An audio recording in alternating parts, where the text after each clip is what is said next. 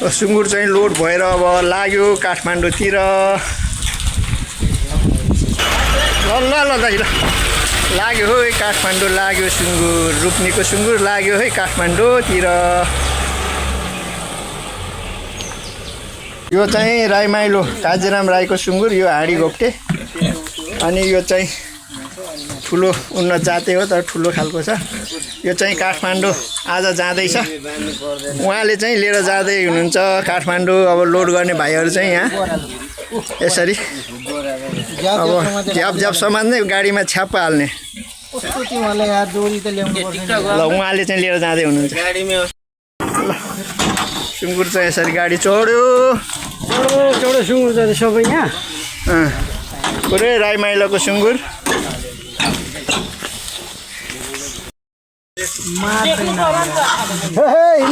हाम्रो कान्छाको सुँगुर मरि बोकेछ भाइहरूले। हेर्नुहोस् त चाक पनि पत्रो हो। अरू दाइले पनि लाउनु पर्छ। अगाडि छोडेर पछाडि आऊ न ओइ आइता राख्देऊ अगाडि चल गर। ल गयो है गयो गाडीमाथि। अब काठमाडौँ पुग्ने भयो।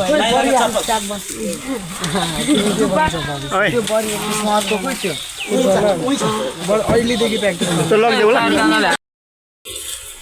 हाम्रो कान्छाको चाहिँ सुँगुर यसरी बोकेर लाँदैछ गाडीमा।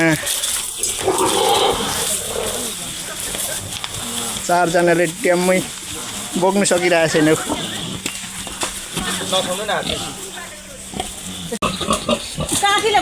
यो चाहिँ हाम्रो कान्छा भाइको सुँगुर हो। सुँगुर ठुलो भएको कारण चाहिँ खोर भत्काएर सुँगुर निकाल्नुलाई गर्दै हुनुहुन्छ भाइहरू।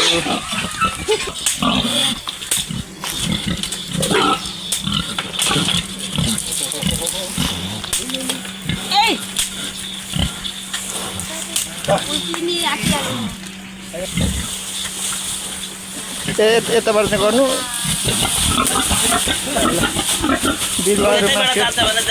छोड्दो उताबाट यसो यता घुमाउनु होइन। यता धपाउँदै यताबाट लानु त।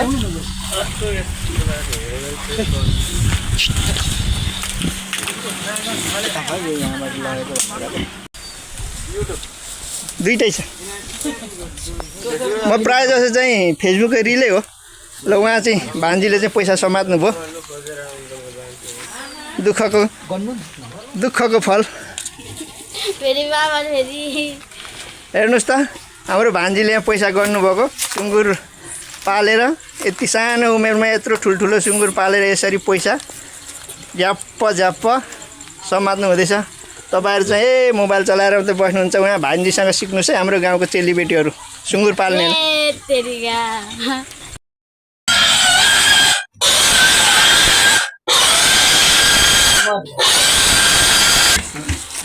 धेरैजना सुँगुर धनी उहाँ हुनुहुन्छ। भर सुँगुरलाई पाल्ने दुःख गर्ने अहिले चाहिँ पैसा हातमा ठ्याप्प समात्ने उहाँ।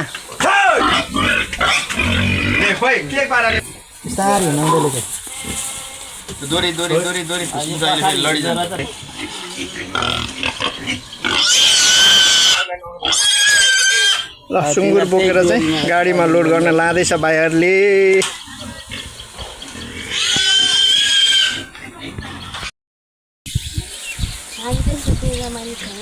मिहिनेतको फल मिठो हुन्छ नि।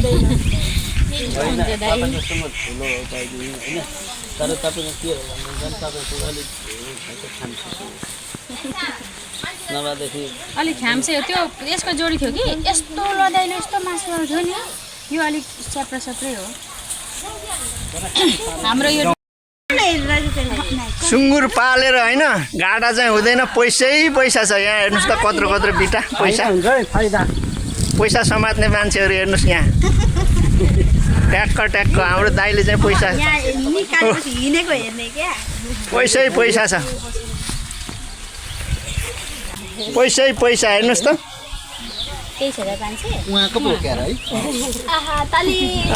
सुँगुर बेच्नुपर्छ लाखौँ लाख हात। सुँगुर चाहिँ उहाँले लानुभएको है काठमाडौँ। हाम्रो राईमाइलाको सुँगुर।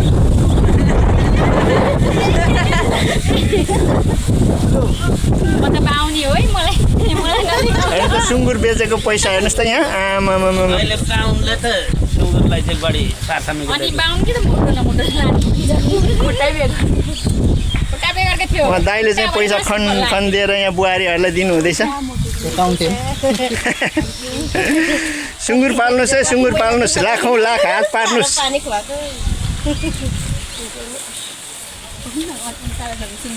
सारा नाना किन भाग्नु भएको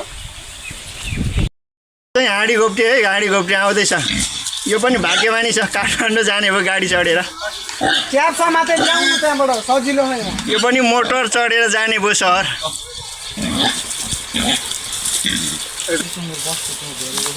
बस्न त बस्छ।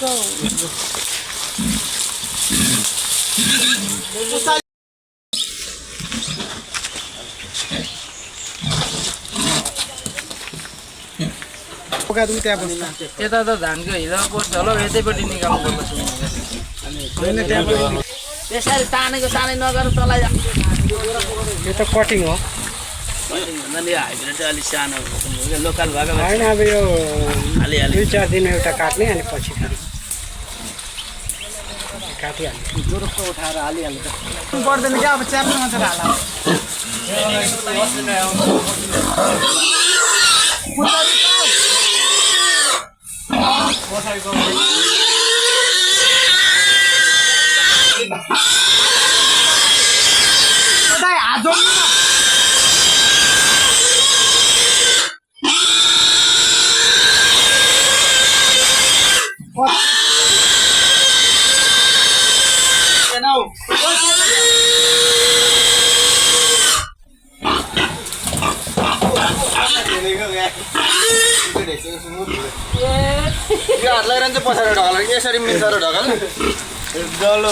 ल यो भाग्यमानी रहेछ, गाडी चढ्नु पायो।